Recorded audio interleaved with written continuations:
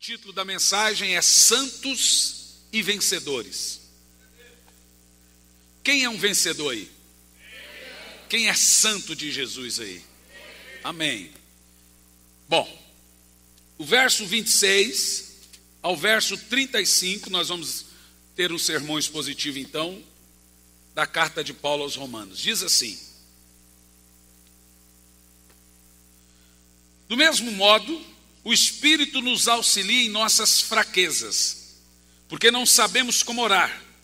No entanto, o próprio Espírito intercede por nós com gemidos impossíveis de serem expressos por meio de palavras. Na sua Bíblia está gemidos inexprimíveis. E aquele que sonda os corações conhece a perfeita qual é a intenção do Espírito, porque o Espírito suplica pelos santos em conformidade com a vontade de Deus. Estamos certos de que Deus age em todas as coisas com o fim de beneficiar os que o amam, todos que foram chamados conforme o seu plano. Portanto, aqueles que antecipadamente conheceu, também os predestinou para serem conformes à imagem de seu Filho, a fim de que ele seja o primogênito entre muitos irmãos. E aos que predestinou, a esses também chamou. E aos que chamou, a esses também justificou. E aos que justificou, a esses glorificou. A que conclusão, pois, chegamos diante desses fatos? Se Deus é por nós, quem será contra nós? Aquele que não poupou o seu próprio Filho, mas entregou por todos nós, como não nos concederá juntamente com ele gratuitamente todas essas coisas? Quem, portanto, trará acusação contra os escolhidos de Deus? É Deus quem os justifica. Quem os condenará?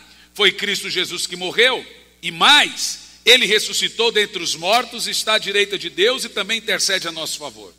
Quem nos separará do amor de Cristo? Será tribulação, ansiedade, ou perseguição, ou fome, ou a nudez, ou perigo, ou espada? Senhor, fale conosco, que não seja eu quem fale, mas que seja o teu Espírito Santo. Esconda-me atrás de ti e fale aos nossos corações. O que nós vamos aprender nessa noite não é uma mera possibilidade, não é uma hipótese, é uma verdade absoluta. E a verdade, começa sendo dito, é essa: nem todos que lutam, nem todos que querem vencer, vencem. A prova disso é os desportos, o esporte. Tivemos aí a Copa do Mundo, uma nação que cedia a Copa, que tinha que ganhar a Copa, não ganha. A prova que nem todos que buscam a vitória alcançam a vitória. Mas a Bíblia diz que diante de todos esses fatos, a Bíblia já começa aqui dizendo, nós somos mais que vencedores em Cristo Jesus. Isso está nos indicando que nós não podemos ter expectativas de vitória. Eu vi um pastor pregando esses dias dizendo que o cristão tem que ter sempre expectativa de vitória, mas não é isso que a Bíblia diz. A Bíblia não diz que você tem que ter expectativa de vitória. A Bíblia diz que nós temos garantia, não uma expectativa, uma provável, uma hipótese de uma vitória, mas a Bíblia garante que nós temos garantia de vitória. Ela diz que você não só é vencedor, como você é mais do que vencedor. Quem crê nisso, diga amém. E nós já conquistamos a nossa vitória através de Jesus Cristo lá na cruz do Calvário. O texto que nós acabamos de ler, e em que nós vamos fazer a exposição, mostra que o projeto de Deus em nossa vida não é um projeto de última hora. Isso indica que Deus não é Deus de improviso. Deus não age a esmo. Olha, hoje eu vou fazer isso, amanhã eu vou fazer aquilo outro, quem sabe. Eu vou pedir que os obreiros fiquem atentos, nós temos irmãos chegando, sem lugar, os irmãos procuram lugar. Vai lá, por favor, arruma um lugar, traga eles aqui com muito carinho para eles terem um lugar para sentar. Se não tiver lugar, tira o jovem da igreja, põe ele sentado no chão. Já tem um punhado sentado lá atrás, mas não deixa. Aí, tem cadeira aí, né? Então tá. A questão que a Bíblia nos ensina aqui nessa noite, irmãos, presta atenção. Deus já traçou um plano na eternidade. E esse plano que Deus traçou para mim e para você, ele se desenrola ao longo da história. E esse plano que Deus traçou na eternidade por nós ou para nós, ele será consumado na segunda vinda de Cristo. E a Bíblia diz que diante disso nada nos separará do amor de Cristo Jesus, nosso Senhor. Esse texto que nós acabamos de ler, ele revela a nós o compromisso de Deus em nos conduzir para a sua glória sem fim, a sua glória eterna. Com a sua Bíblia aberta, vamos ver quais os passos de chegar a essa conquista, que a Bíblia diz que somos mais do que vencedores em Cristo Jesus, e do que se trata esse termo, mais do que vencedores em Cristo Jesus. Em primeiro lugar, fica com a sua Bíblia aberta, a Bíblia Sagrada vai nos ensinar aqui que nós não somos vencedores porque somos fortes. A Bíblia diz que nós somos vencedores apesar de sermos fracos.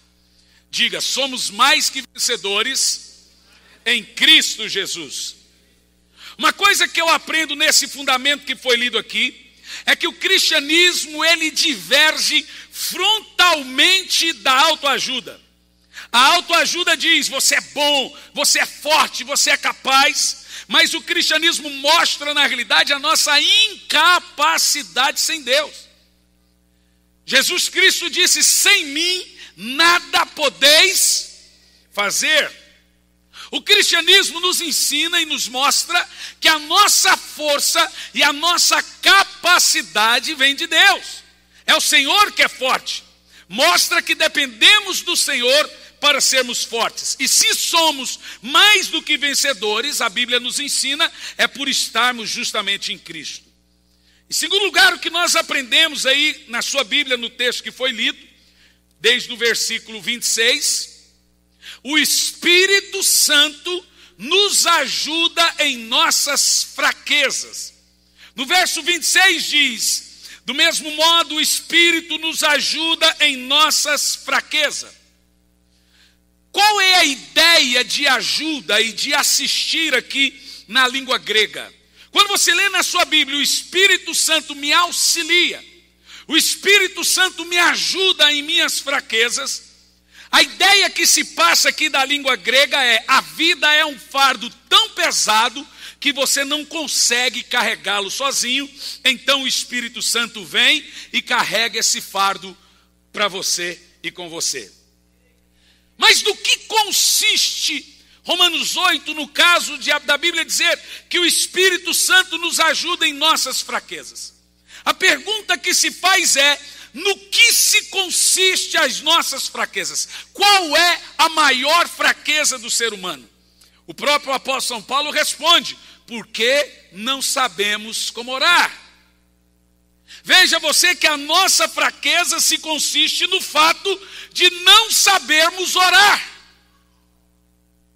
de não termos sequer ideia de como chegar até Deus em oração e conseguir alguma coisa. Nós literalmente não sabemos como orar.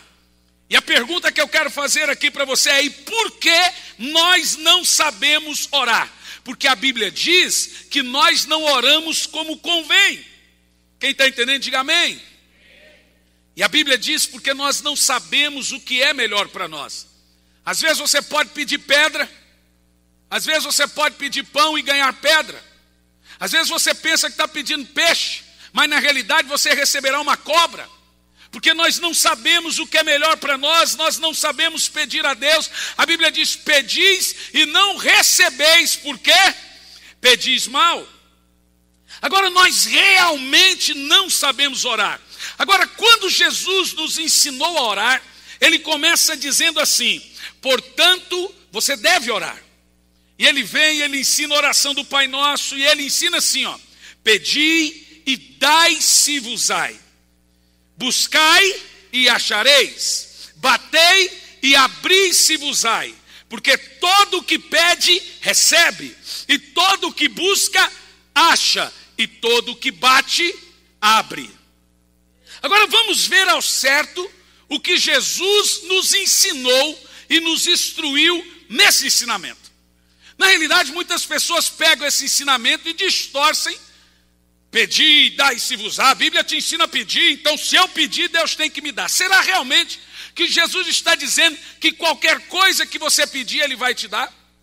Será que a Bíblia dá garantia para qualquer pessoa que ora receber o que pede em oração? Vamos ver. Em primeiro lugar, Jesus não está dizendo todo o que pede, recebe o que pede. Jesus está dizendo todo o que pede, recebe. Mas não está dizendo recebe o que pede. Percebeu a diferença? Aqui começa a crise que o apóstolo São Paulo diz, por que o Espírito Santo tem que orar por nós?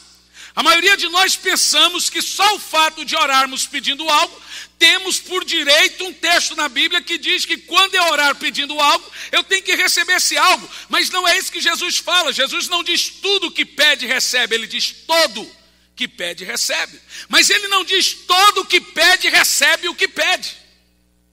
E por que não? Vamos ver isso na Bíblia. Porque nós não sabemos pedir como convém. Às vezes nós não oramos de acordo com a vontade de Deus. Eu vou te dizer uma coisa, coisa mais linda que você já ouviu. Presta atenção, olha para mim. Graças a Deus que Deus não ouve as nossas orações. A maioria delas.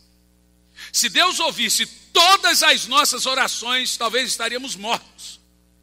Se Deus já parou para pensar tanta coisa que você já pediu e desistiu de pedir, e quando você foi perceber não era o certo que você queria? Quantas pessoas você pediu para Deus e lá na frente se descobriu que era uma tranqueira? Graças a Deus que Deus não ouve tudo que a gente pede. Graças a Deus que Deus não dá tudo que a gente pede. Por isso que a Bíblia tem promessa que todo o que pede recebe, mas não todo o que pede recebe o que pede. Recebe o que é melhor. E o que é melhor para nós, muitas vezes não é melhor que Deus tem para nós. E o que é o melhor de Deus para nós, muitas vezes pensamos que não é melhor para nós. A Bíblia diz que Deus vai dar o melhor, Ele vai dar o excelente. E a Bíblia Sagrada declara, e Ele diz, sou eu que sei os planos que tenho para ti. Planos de paz e não de mal, para lhes dar uma esperança e um futuro. Porque os caminhos de Deus são mais altos que os nossos. Os pensamentos de Deus são mais elevados que os nossos. A Bíblia diz que Ele é o Pai das luzes e nele não há dúvidas, nele não há variações. Deus não tem dúvida do que Ele sabe, o que é melhor para nós.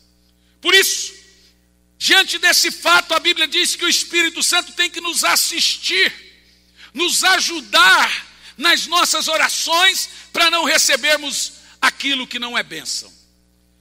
Ao final das contas, as únicas orações que serão respondidas é aquelas que estão em conformidade com a vontade de Deus. Aí eu te pergunto, pastor, por que as minhas orações não são respondidas? Experimente orar aquilo que é de Deus, vamos ver se não vai ser. Experimente orar aquilo que está no centro da vontade de Deus, eu quero ver se as suas orações não serão respondidas. Muitas vezes as nossas orações não são respondidas porque elas não estão no centro da vontade de Deus. E elas serão ruins. Isso não vai ser bênção para a sua vida.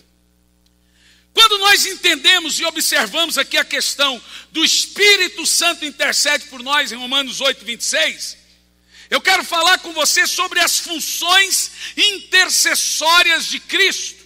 O Espírito de Cristo, o Espírito Santo em nós. Então Paulo agora ele vai dar mais um passo. E ele vai falar não apenas da solidariedade de Deus para com seus filhos, lhe dando o melhor, lhe abençoando, lhe curando, lhe transformando, mas também da sua compaixão, se revelando através de seus atributos de Filho e de Espírito Santo.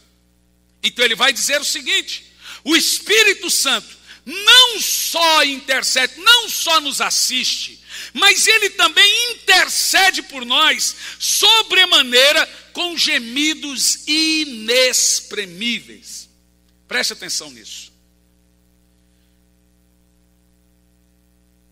Deus agora nos mostra um atributo sobrenatural dele, dentro de nós, e que nós teremos dentro de cada um de nós uma função intercessória do Espírito Santo, além dele nos ajudar, ele também vai interceder. Primeiro, nós temos aqui 3 níveis de intercessão do Espírito para cada cristão.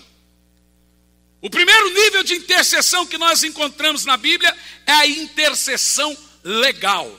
Porque lá na frente nós lemos que Jesus também está intercedendo por nós. E o que é uma intercessão legal? É uma intercessão jurídica, uma intercessão forense. É Jesus Cristo, no seu ministério de advogado, também ter uma função intercessora, e essa é o que nós chamamos de função advocacia. Ele está lá te advogando, assistindo você e tirando toda a acusação provável ou possível que possa ter contra você perante o tribunal de Deus. Então essa intercessão é chamada de intercessão legal, forense, jurídica. É o Senhor Jesus Cristo advogar os seus filhos perante o seu juízo, dizendo: não há mais culpa para aqueles que estão em mim. Essa é a intercessão legal. Sabe o que isso significa? Significa que toda vez que chegar contra você uma acusação perante o trono de Deus, você vai ouvir um grito dizendo: ele não, ele está quite com o meu juízo, ele está quite com a minha condenação, o meu sangue foi despejado sobre ele, portanto não há mais condenação sobre esse. E aí a Bíblia vai nos instruir que não poderá prosperar acusação alguma contra você. É essa intercessão que Jesus faz. Não há mais condenação. Jesus Cristo, o justo advogado legal, jurídico, forense, sempre se levantará no meio de qualquer acusação, intercedendo por nós juridicamente e nos defendendo por causa do seu sacrifício na cruz do Calvário. Então a primeira intercessão que nós lemos aqui é a intercessão legal, de advogado. Mas ainda temos uma outra intercessão, que é a intercessão em nós. Essa é linda. Se Jesus Cristo intercede por nós em seu atributo de advogado, o Espírito Santo intercede em nós em seu atributo de moradia. E por quê? Quando o diabo ou alguém nos acusa, nós temos um advogado jurídico. Qual é o nome dele? Jesus.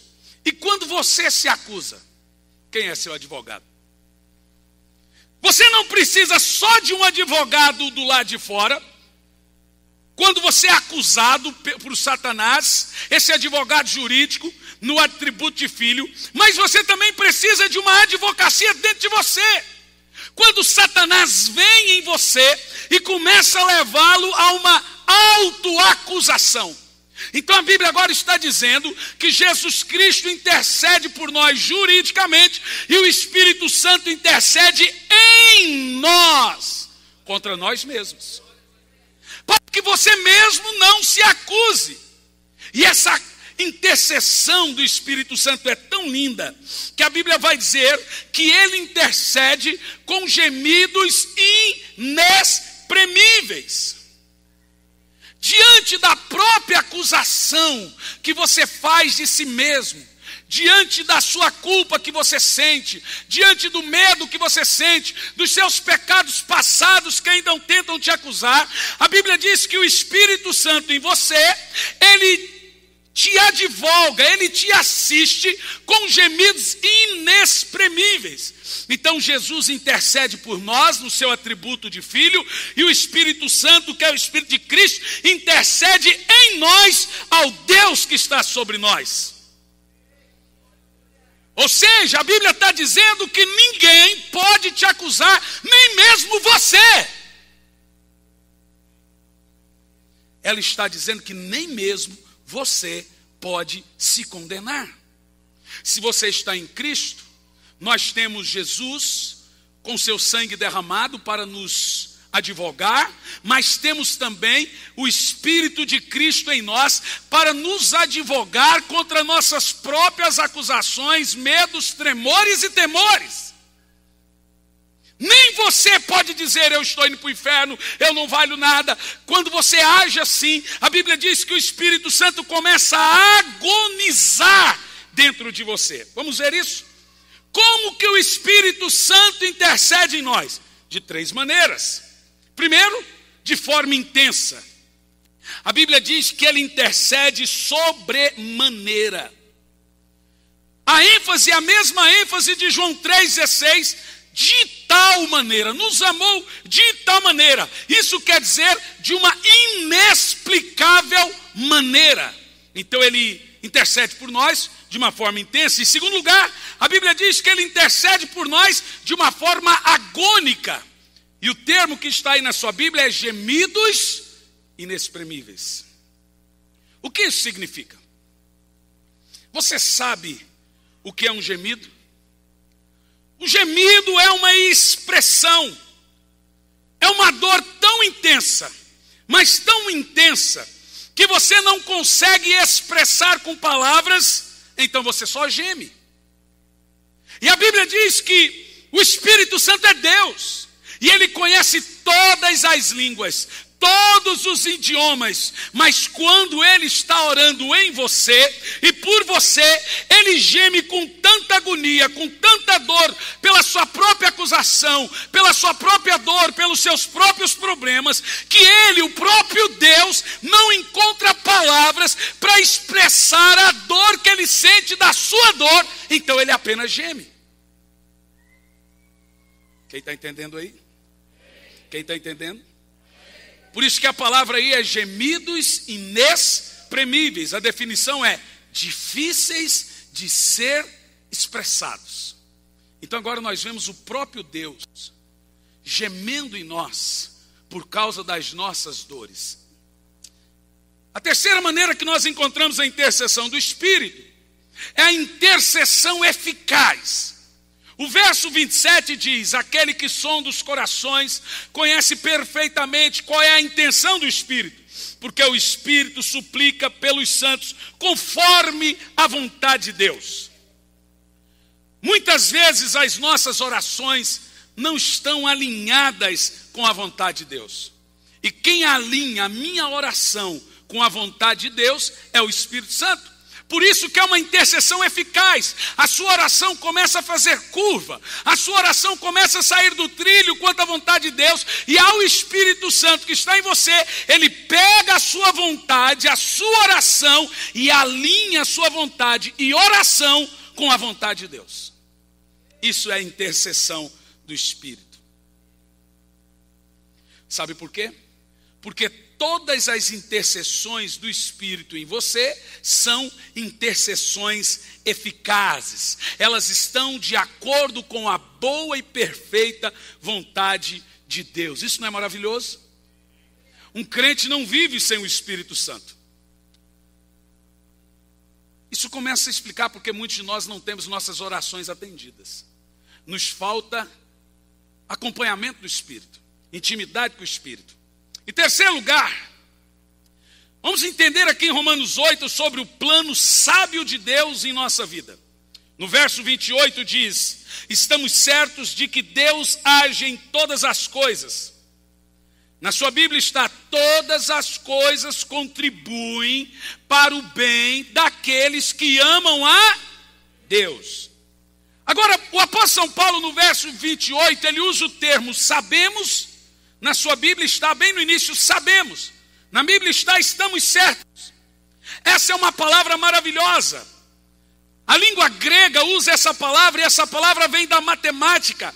É do termo exato. A palavra sabemos, ou a palavra estou certo, vem da matemática do termo exato.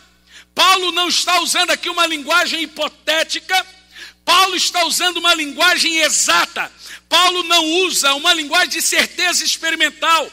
Paulo não está dizendo, nós cogitamos, nós imaginamos, nós sentimos, quem sabe, talvez. Paulo usa o termo exato, temos certeza, sabemos, estamos certos, estamos convictos. Ele diz, nós sabemos. E sabemos o quê? Que algumas coisas.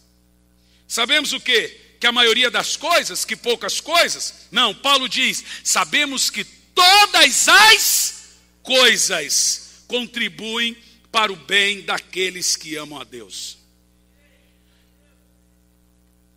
Outra coisa que eu quero entender com você aqui, nós pegamos esse texto de Romanos 8 e 28, e normalmente o crente pensa que todas as coisas boas contribuem para o bem daqueles que amam a Deus. Em primeiro lugar, o apóstolo São Paulo está dizendo que não é todas as coisas boas que contribuem para o bem daquele que ama a Deus. Ele diz todas as coisas boas e más. Olhe bem na sua Bíblia. Não está dizendo todas as coisas boas, está dizendo todas as coisas. Sabe o que Paulo está dizendo aqui? Crente enfrenta luta. Sabe o que Paulo está dizendo aqui? Crente enfrenta problemas. Crente fica doente. Crente vai à falência. Avião de crente cai, carro de crente bate, crente perde emprego, crente recebe bala perdida, crente enterra seus mortos, crente chora o luto, crente é vítima de traição, de perseguição.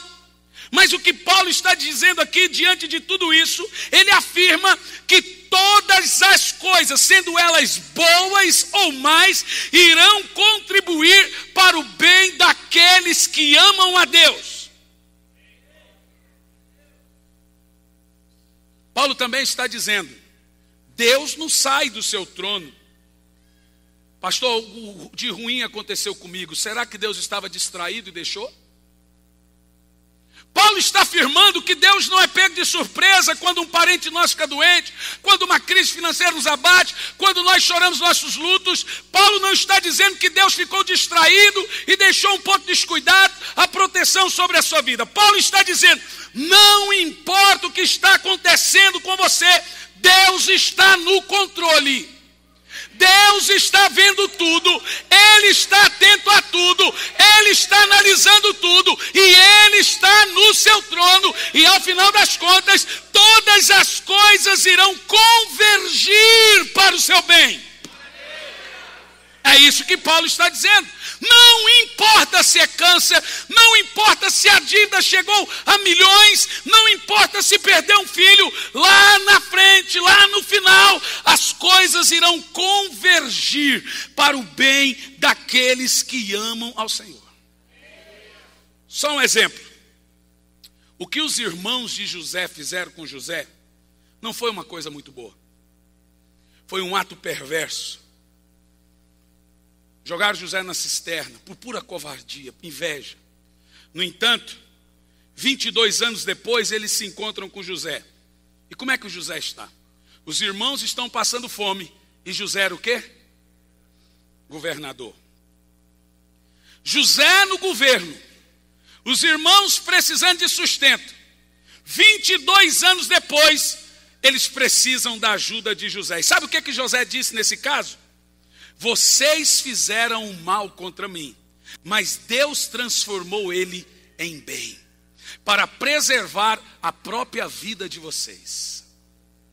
Que coisa linda. Sabe o que Deus está dizendo? Se José não estivesse na cisterna, a nação de Israel talvez hoje não existiriam, teriam morrido todos de fome. Eu quero que você entenda, irmão, que o que acontece na sua vida não é acaso. Deus não sai do trono. Deus tem o total controle absoluto do universo, das estrelas. O Deus que sabe o nome de cada constelação. O Deus que sabe quantos fios de cabelo eu tenho no cabelo. Ele sabe o que vai acontecer na sua vida daqui 10 anos. Ele está controlando seus passos. Ele está controlando seu dia, o seu deitar, o seu levantar. Ele está convergindo tudo para o seu bem. Seja amanhã, seja depois de amanhã, seja outros dias. E a Bíblia afirma, todas as coisas cooperam para o bem daqueles que amam a Deus. Bendito seja o seu nome. Sabe de uma coisa? Hoje você pode não entender. Ainda que alguém faça o mal para você, ainda que a dor venha sobre você, ainda que a luta venha, em sua perseverança, em sua fidelidade, A Bíblia ensina, e nós temos claros exemplos, que Deus irá transformar isso ao final das contas em bem, porque você ama a Deus. Agora perceba que não é todas as coisas que contribuem para o bem de todas as pessoas. A Bíblia diz que todas as coisas contribuem para o bem daqueles que amam a Deus. Hoje, você não entende o que está acontecendo na sua vida. Hoje você não compreende o porquê dessa luta, dessa dor. Por exemplo, uma pessoa que passa lutas financeiras, como eu passei muitas vezes, hoje eu não cometo erros financeiros absurdos que eu cometi no passado. Mas no momento que você tem crise, no momento que você tem enfermidade, você não entende. Você reclama, você murmura, você não compreende o que Deus está fazendo. Você não tem obrigação de compreender o que Deus está fazendo, apenas tenha em mente que Deus está controlando tudo. E a Bíblia diz que isso tudo, seja dor, seja bom, tudo vai convergir, vai contribuir para o meu bem lá na frente.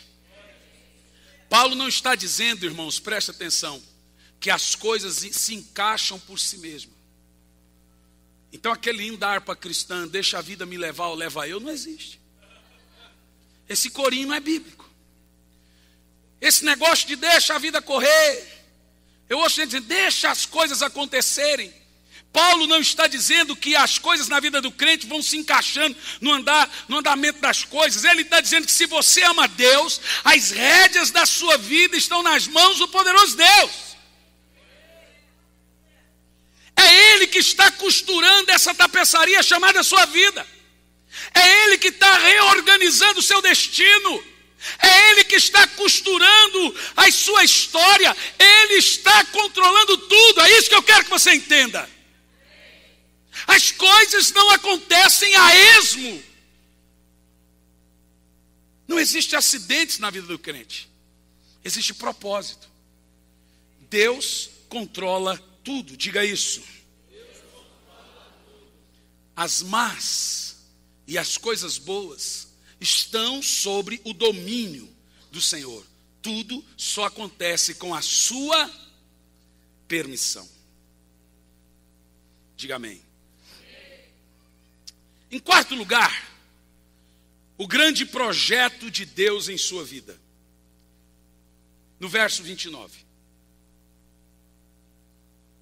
Portanto, aqueles que antecipadamente conheceu, também os predestinou para serem semelhantes à imagem de seu Filho. O texto aí diz, Deus nos predestinou para sermos semelhantes à imagem de Jesus. O grande projeto de Deus em sua vida não é fazer você ficar rico. Se você ficar, eu agradeço. A igreja agradece, sua família agradece, sua mulher agradece, seu pai agradece. Um monte de gente vai agradecer você ficar rico. Mas o grande projeto de Deus não é fazer você ficar rico. O grande projeto de Deus que nós entendemos aqui é esculpir Jesus em você. É fazer você a cada dia ficar cada vez mais parecido com Jesus. É colocar em você o caráter de Jesus. Não é dar você um carro. Não é o grande projeto de Deus. Não é fazer você ser famoso ou fazer você ter sucesso. É esculpir em você o caráter de Cristo. Paulo diz, nos predestinou para sermos conformes à imagem de Jesus. Sabe o que Paulo está dizendo? A dor que vem, as lutas que vêm, a cada dia que passa, estão moldando o nosso caráter para cada vez mais nos parecermos com Jesus. As coisas boas não transformam o nosso caráter. Na realidade, as coisas boas revelam e as más transformam. O que as más transformaram, quando vêm as boas, revelam. Irão revelar isso. Então, Paulo está dizendo que tudo acontece em sua vida. Tudo, absolutamente tudo, inclusive hoje, é para fazer você parecido com Jesus. Levanta a mão e diz, aleluia. Em quinto lugar, eu quero falar sobre a convergência final. No verso 30, Paulo diz, e aos que predestinou, a esses chamou. E aos que chamou, a esses justificou. e aos que justificou, a esses glorificou. Agora nós vamos entrar num trilho perfeito, numa convergência absoluta. O que Paulo está dizendo aqui é o seguinte: como me tornarei futuramente a imagem de Jesus, tendo o meu caráter transformado e moldado? Como será, ao final das contas, essas coisas que cooperam para o meu bem, que convergem, para que eu chegue, ao final das contas, à imagem de Jesus? Então Paulo vai dar os passos de como nós chegamos e teremos futuramente o nosso caráter moldado e chegaremos para sermos futuramente a imagem de Jesus. Então ele diz, em primeiro lugar, versículo 30, aos que predestinou. Diga, aos que predestinou. O que Paulo está dizendo aqui? Tudo começa com Deus. Tudo está em Gênesis 1:1. No princípio, Deus. Diga isso 3 vezes.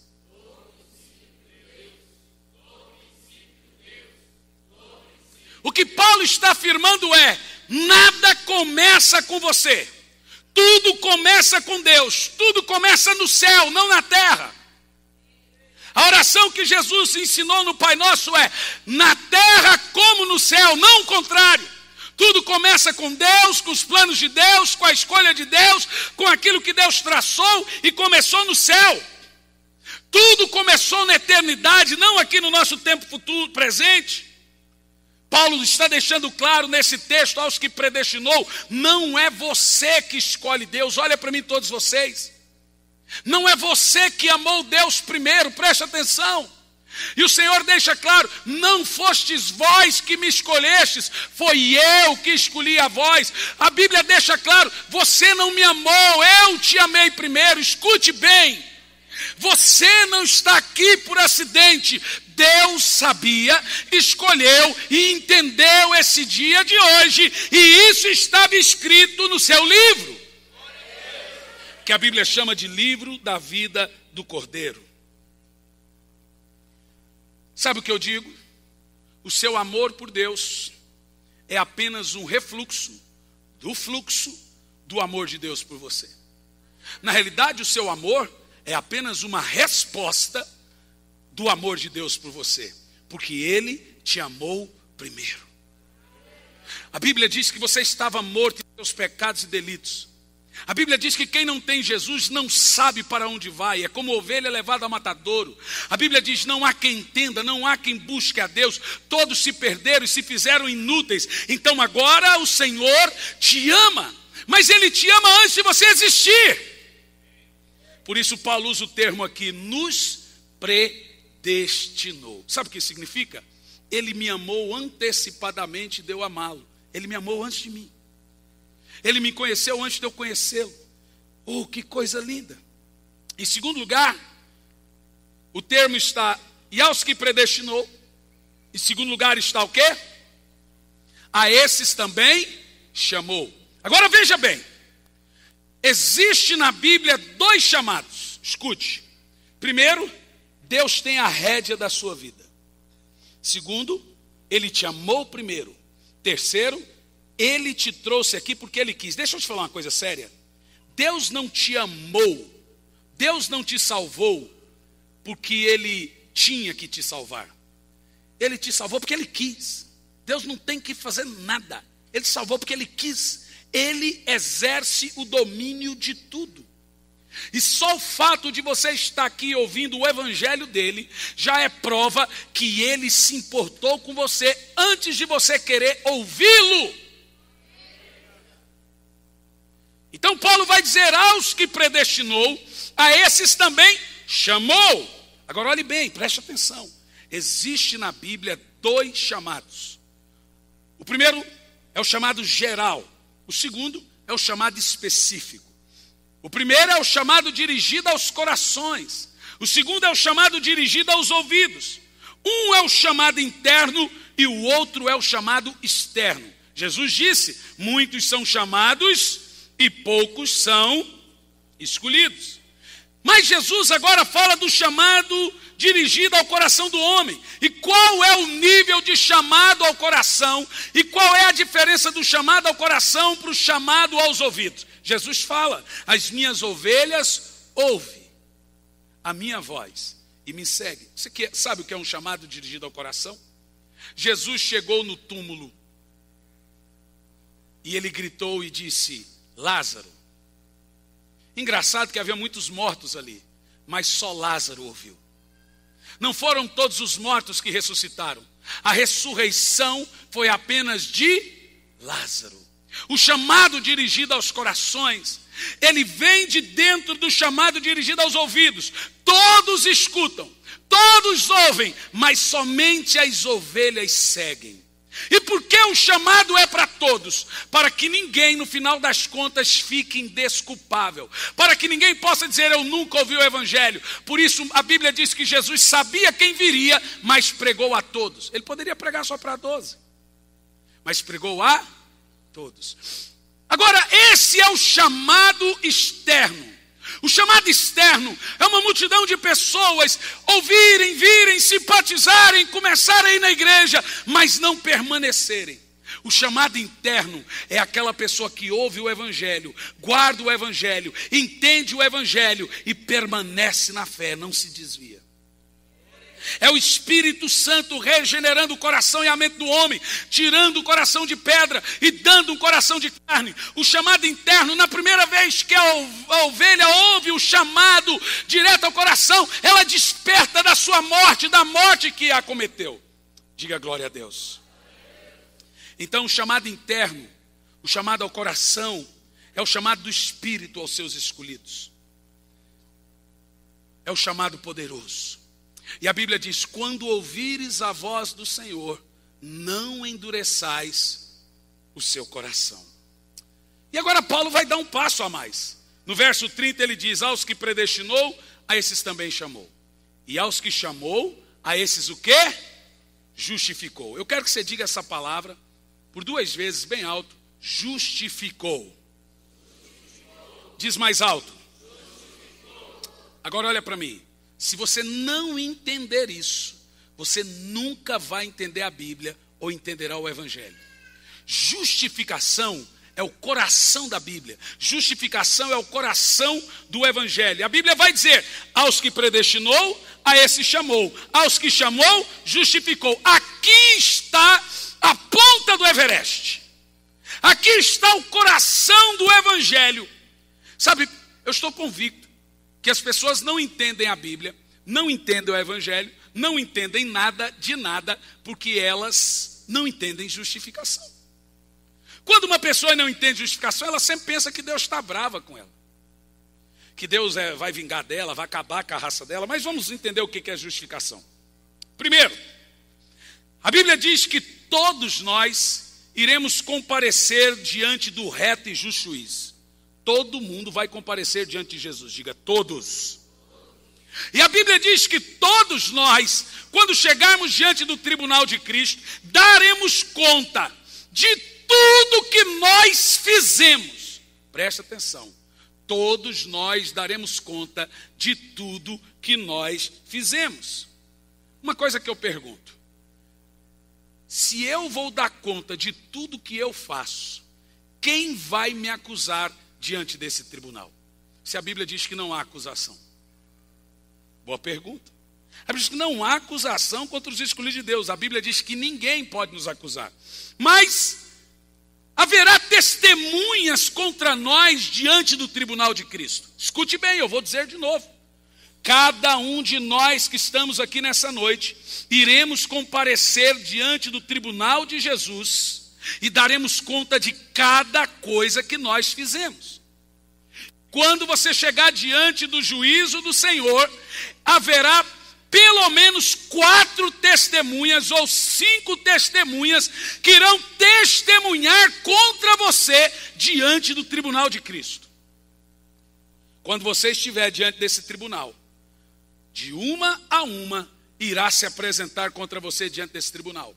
A primeira testemunha que vai testemunhar contra nós diante do tribunal de Cristo são as nossas palavras. Jesus disse: todo homem dará conta das suas palavras perante Deus. Eu vou dizer de novo: toda pessoa dará conta das suas palavras perante Deus. Deixa eu te perguntar, você se lembra de todas as suas palavras? Pergunta: você já mentiu alguma vez? Você já contou alguma piada imoral alguma vez na sua vida? Você já agrediu verbalmente alguém com palavras duras e agressões que ferem o coração? Você já reclamou, já murmurou alguma vez na vida? Você já falou mal de alguma pessoa? Você não se lembra de tudo, não é? Porém, cada palavra que você disser ao longo da sua vida irá testemunhar contra você diante do tribunal de Cristo. Eu quero que você não se esqueça disso. Segunda testemunha que nós teremos contra nós perante o tribunal de Cristo são as nossas obras. Diga obras. O que são obras? É tudo que eu faço. Diga obras, é tudo que eu faço. Diz mais alto. O que é obras? Presta atenção. Aquilo que você fez, seu pai não viu, sua mãe não viu, seu marido não viu, sua esposa não viu, seu professor não viu, seu pastor não viu, a lei não viu, ninguém viu, Deus está vendo. Tudo que você faz, Deus está vendo tudo. Tudo! Não existe um lugar no mundo que esteja longe dos olhos do Senhor. A Bíblia diz que os olhos do Senhor estão por toda a terra. E aqui deixa claro que nós daremos conta de tudo que nós fizemos. A Bíblia diz que as suas obras, o que você fez, será testemunha contra você. A terceira situação, a terceira testemunha que nós teremos perante o tribunal de Cristo são as nossas omissões. Deixa eu te fazer uma pergunta. Olha para mim. Tem gente que diz: pastor, eu não minto, eu não traio minha esposa, eu não mato ninguém, eu não roubo, eu sou honesto, eu não faço nada. Então o que vai me acusar perante o Senhor? Justamente isso, nada. Porque a Bíblia vai dizer, em terceiro lugar aqui, nós temos uma testemunha que você não esperava. No dia do tribunal, o Senhor vai dizer assim: você é ovelha para a direita, você é bode para a esquerda.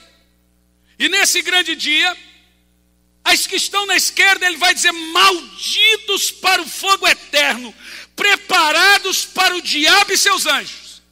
E você pode perguntar: o que essas pessoas fizeram de tão grave para merecerem ir para o inferno? Não fizeram nada. Aí que está o problema. Elas não fizeram nada. Porque Jesus vai dizer para ela: tive fome e não me destes de comer. Tive sede e não me destes de beber. Estava nu e não me vestistes. Era forasteiro e não me hospedastes. E aí Jesus e essas bodes vão perguntar: mas quando te vimos assim não fizemos nada para ti? Jesus já falou assim: quando não fizestes aos meus pequeninos lá na terra, a mim não fizeste. Você pensa que alimento aqui é brincadeira?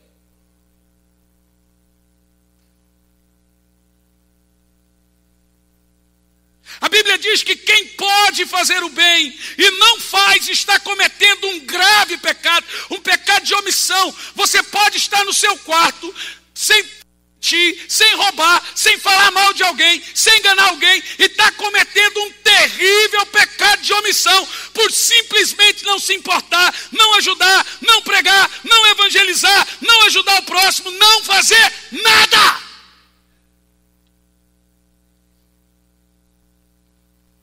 E quando você chegar perante o tribunal de Cristo, tudo que você deixou de fazer será lembrado.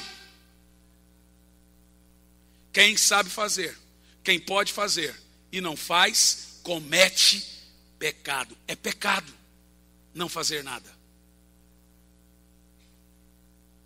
Queria muito ficar nisso, mas o sermão tem 12 páginas.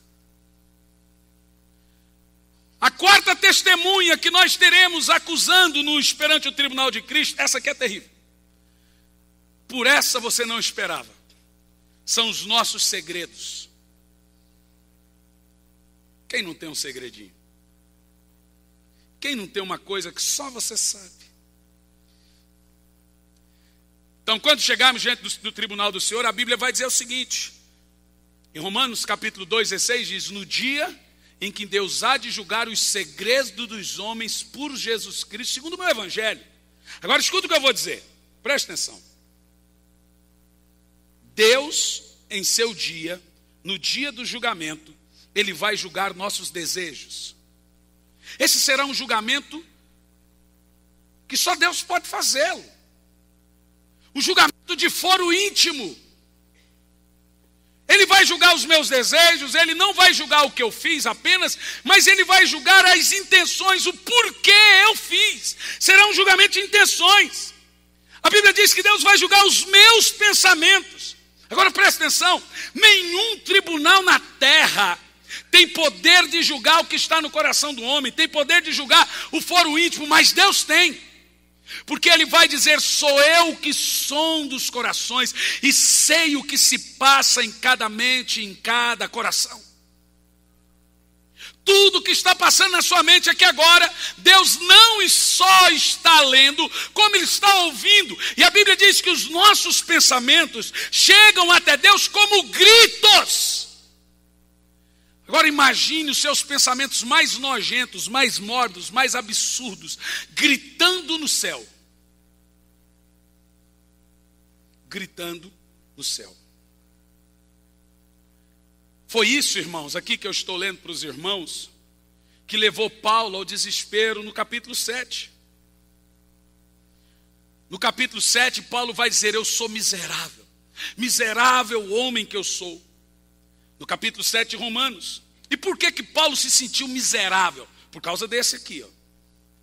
Quando Paulo começou a avaliar a sua vida segundo a lei de Deus, a lei dos 10 mandamentos, você sabe delas, ele parou no 10º mandamento. E o 10º mandamento acabou com Paulo, o quebrou completamente, ele entrou em crise. Sabe por quê? Preste atenção. Os 9 mandamentos, os 9 primeiros mandamentos da lei de Deus, dos 10 mandamentos, são mandamentos objetivos, que qualquer tribunal da terra julgue. Vamos lá, são eles. Primeiro, não terás outros deuses diante de mim, não farás para ti imagem de escultura, não tomarás o nome do Senhor teu Deus em vão, lembra-te do dia do Senhor para o guardar, honra teu pai e tua mãe, não matarás, não adulterarás, não furtarás, não dirá falso testemunho. Até aqui qualquer um pode ver e julgar. Até o 9º mandamento, qualquer homem, qualquer foro, qualquer tribunal pode observar.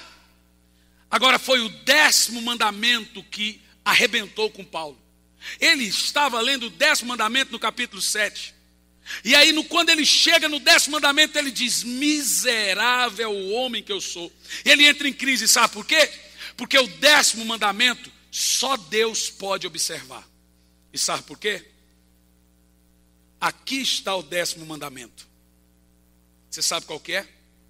Não cobiçarás. É uma coisa que está no coração. Só Deus pode saber quando há falsos desejos. Só Deus pode saber o que vai na mente. Só Deus pode saber o que vai no coração. Só Deus pode julgar segundo a lei do 10º mandamento, de não cobiçar, de não ter desejos impuros, de não maliciar, de não pensar coisas imundas, de não ter segredos escondidos, guardados. Esse 10º mandamento só Deus pode observar. Sabe o que Paulo disse aqui? Ninguém fica longe do olho do Senhor, justamente por causa do 10º mandamento.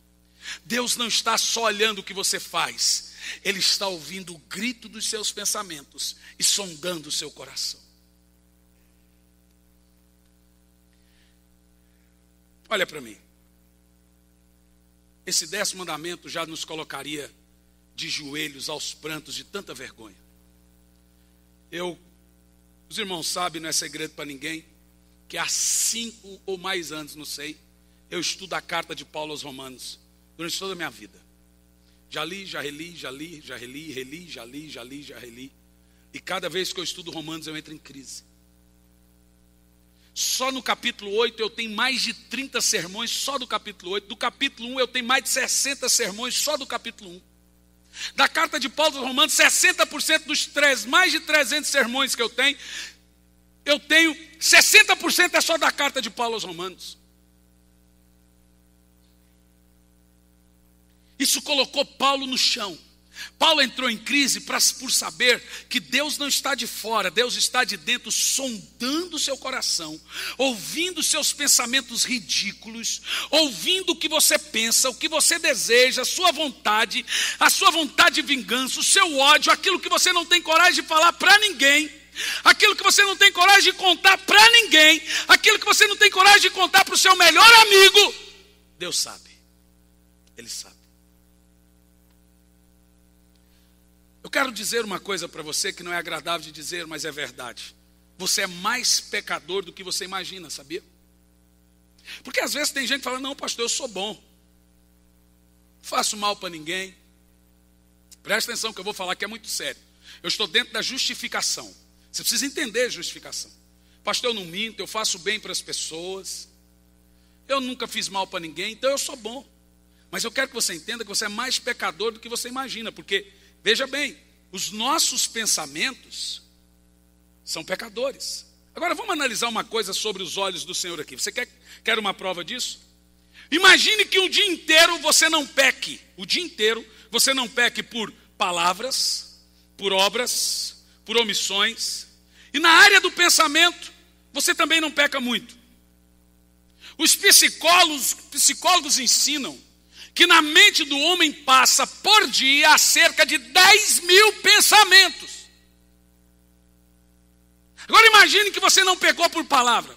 Imagine que você não pecou por omissão, que você ajuda alguém, deu um copo de açúcar para a vizinha ali. Imagina que você não fez o mal para ninguém. Imagine que dos 10 mil pensamentos que passam na sua mente por dia, você tenha cometido só 9.997 pensamentos foram puros. Você cometeu só 3 pensamentos impuros. Presta atenção. Dos 10 mil pensamentos que passam na sua mente por dia, 9.997 foram bons. Só 3 é pecaminoso. Agora vamos fazer um cálculo bem ruim aqui. Dos 3 pensamentos impuros que passaram na sua mente, você pecou por quantas vezes no dia? Quantas vezes no dia? 3 vezes. Vamos fazer um cálculo, eu sei que você não quer, mas nós vamos fazer assim mesmo. Presta atenção. Vamos supor que você peque por dia só 3 vezes. 3 pensamentinhos impuros, 997 purinho. Só 3 pecados por dia. No final do mês, você cometeu 90 mil. 90 pecados. No final de um ano, 1080. Vamos arredondar para 1000, porque a matemática começa a quebrar. Arredondando para 1000, hoje, nós estaríamos com, no mínimo, 55 mil novos pecados. Isso apenas cometendo só 3 pensamentinhos impuros por dia. Ao final das contas, você iria acumulando 55 mil novos pecados a cada ano. Não tem jeito. Por mais que você dê um copo de açúcar para a vizinha, por mais que você pegue o gato lá na árvore, por mais que você leve uma cesta básica para alguém, no mínimo 3 pensamentos impuros vão passar na nossa mente por dia. Não tem esperança para o homem. Agora presta atenção. Imagine um réu chegar diante de um juiz na hora do seu julgamento, e o juiz julgá-lo e abrir a sua pasta de crime e descobrir que ele tem 55 mil crimes assinalados. Qual juiz seria louco de inocentar uma pessoa com 55 mil crimes? É um caso indefensável. Mas na terra se compra o juiz, na terra se compra o STJ, na terra se compra tudo. Derruba avião. Na terra tudo fica impune. Mas quando chegar diante do tribunal de Deus, alguém vai conseguir suborná-lo? Alguém vai conseguir comprar a Deus, esse reto e justo juiz, que a Bíblia diz que vai julgar a todos sobre a sua reta e justa justiça? Eu estou contando que você é muito sério e você só tenha 3 pensamentos pecaminosos por dia, só. Agora tem uma crise ainda maior. Escute bem o que eu vou dizer, não entre em crise. Você não precisa ter 55 mil pecados para deixar de entrar no céu. Eu vou dizer de novo. Você não precisa ter 55 mil pecados para deixar de entrar no céu. Se você tiver apenas um pecado, você não entra.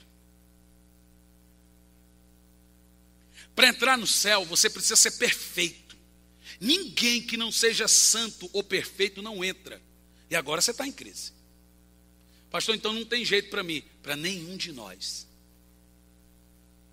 Você sabe quando você vai entender o evangelho? Quando você disser, não tem jeito para mim. Um pecador só vai clamar por salvação quando ele estiver afundando. Se Pedro não estivesse afundando, ele não gritaria, salva-me. Enquanto você não perceber que não tem jeito para você, que não tem esperança para você, que não importa o que você faça, quem você ajude, se não bebe, se não fuma, não importa o que você faça, ninguém entrará no céu pelos seus próprios méritos. Enquanto você não precisar de um Salvador, você não vai clamar por ele. Então vai por mim. Não tem esperança para a raça humana. Só para você entender o que eu estou falando. A Bíblia diz que se você cumprir toda a lei, mas tropeçar em um único ponto, você é culpado de toda ela. Diz a Bíblia, maldito aquele que não cumprir toda a lei das Escrituras. Vou te dar um exemplo. Imagine que você chegou na sua casa hoje depois do culto, você decidiu fazer um omelete. E você começa a quebrar os ovos. 1, 2, 3, 4, 10, 5, quando chega lá, que omelete é essa, né? Família grande. Quando chega no 14º ovo, quando você está indo, aquele dia que o pastor Samuel comer lá, foi essa omelete que você fez. Quando você está indo no 15º ovo, o 15º ovo está podre e você quebra ele na omelete. O que você faz com a omelete? Você dá sequência a ela? O que acontece com ela? Comprometeu todo o resto, você tem que jogar fora. É isso que Jesus está dizendo, maldito aquele que tropeçar em um tio da lei. Foi isso que deixou Paulo doente em Romanos 7, ele disse, não tem jeito. Essa foi a revelação que Paulo teve quando ele foi escrever o livro de Gálatas. Não há esperança para o homem, por mais bom que ele seja, ele ainda é miserável perante Deus.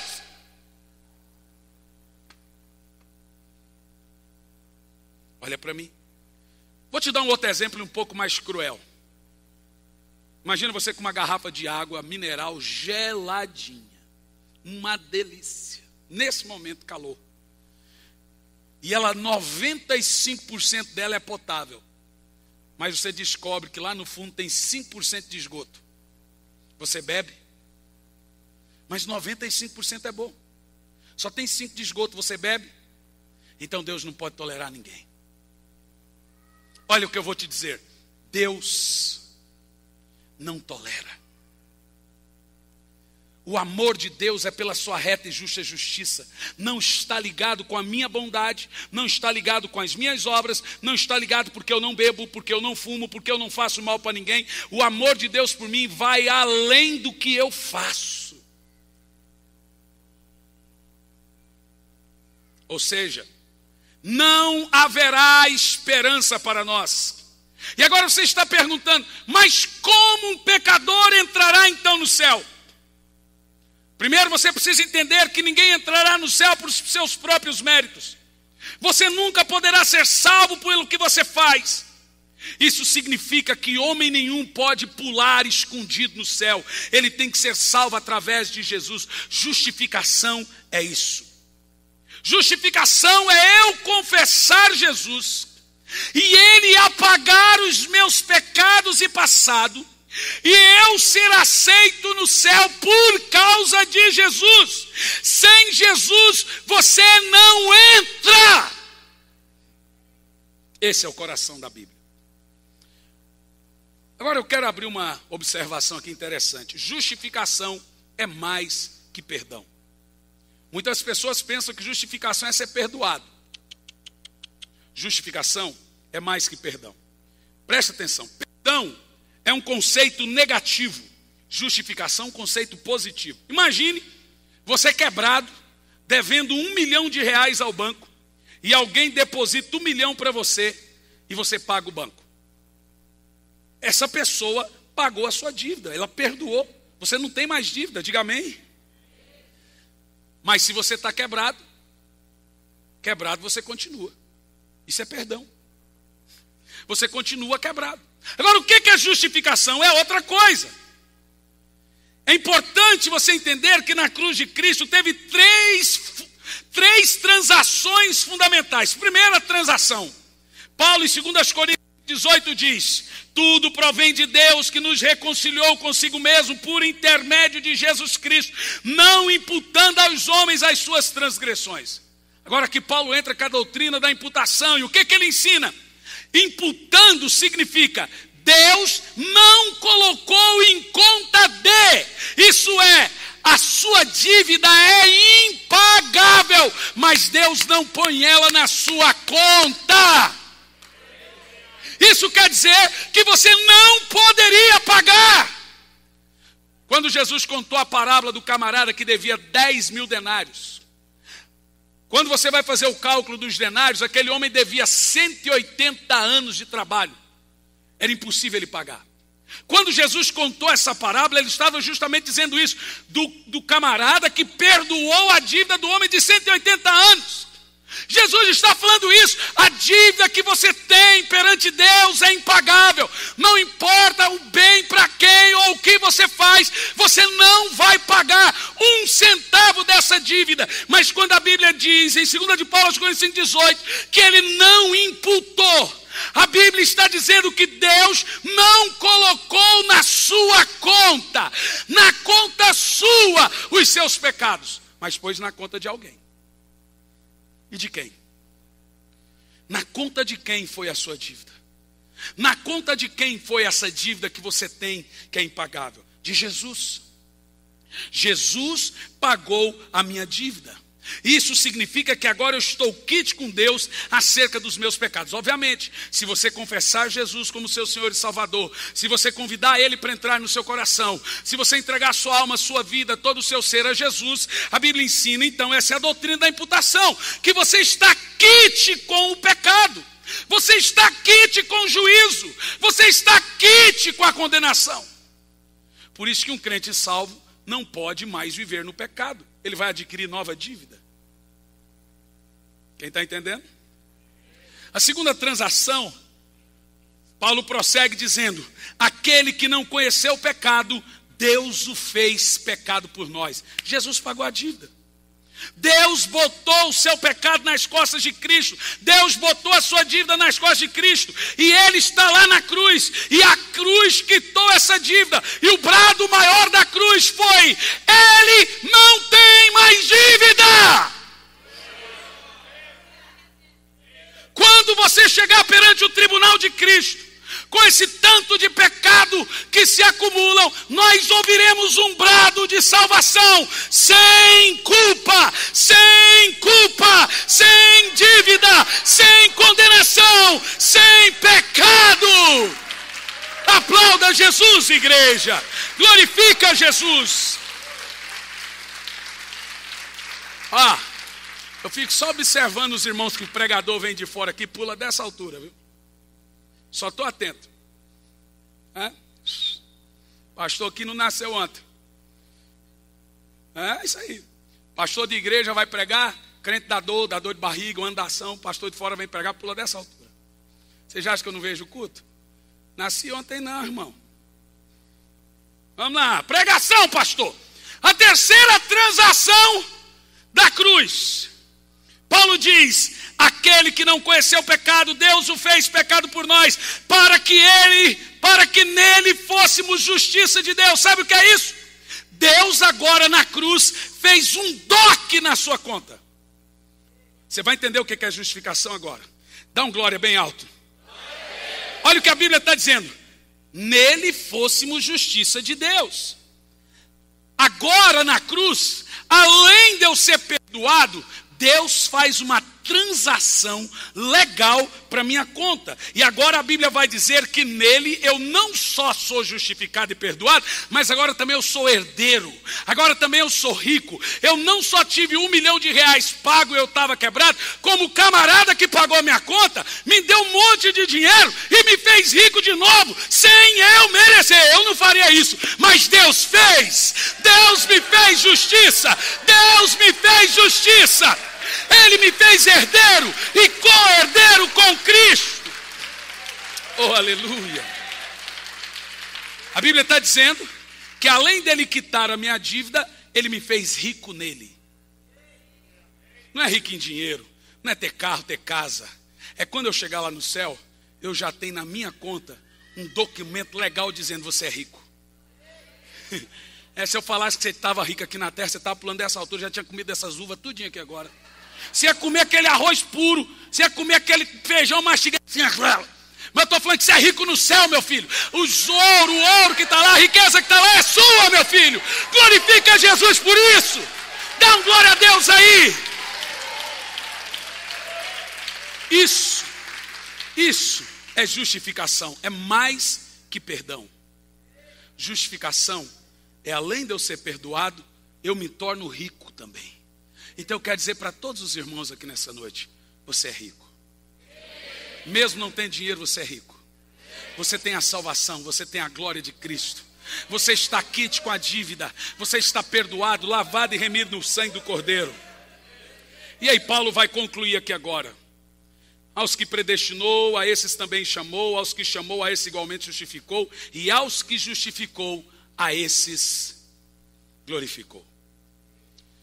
Por que Paulo colocou a palavra glorificou como um decreto consumado? Aqui deveria estar: nos glorificará. Glorificação, irmãos, é um processo que virá. Mas Paulo já pôs um processo decretado aqui. E ele diz: nos glorificou. É simples. Acabamos de vir da justificação. Obviamente, se ele me justificou, a única palavra que Paulo poderia usar aqui é glorificou. O que o Paulo está dizendo é: não tem como ter um acidente na vida do salvo agora. Como que uma pessoa que foi predestinada, chamada, justificada, não será consequentemente glorificada? Ou seja, apesar de eu esperar Jesus voltar e ele me glorificar, Deus já me vê glorificado. Deus não vê acidente na sua vida. Você vai chegar na glória. Levanta a mão e diz: eu vou chegar no céu. Oh, aleluia! Glória a Deus!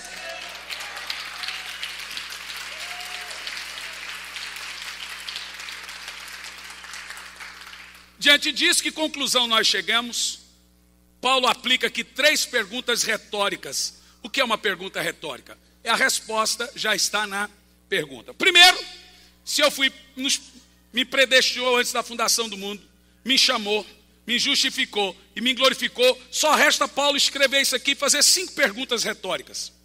Primeira, diante disso, se Deus é por nós, quem será contra nós?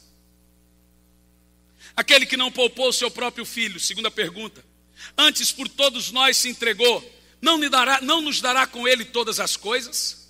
Olha o texto: se Deus é por você, você que é glorificado, justificado, chamado e predestinado, se Deus é por você, quem será contra você? Segundo, aquele que não poupou o seu próprio filho, antes por todos nós se entregou, não nos dará com ele todas as coisas? Terceira pergunta retórica: quem intentará acusação contra os eleitos de Deus? É Deus quem os justifica. Quarta e última pergunta: quem os condenará? Foi Cristo Jesus que morreu. Eu gostaria que você pensasse nisso que foi pregado, que você não se esquecesse disso que foi pregado, e que você entendesse que o seu amor é apenas um refluxo do fluxo do amor de Deus por você. O seu amor é uma resposta do amor de Deus por você. E que você entendesse que você é um santo e é também um vencedor. E aí Paulo vai dizer, somos mais que vencedores em Cristo Jesus.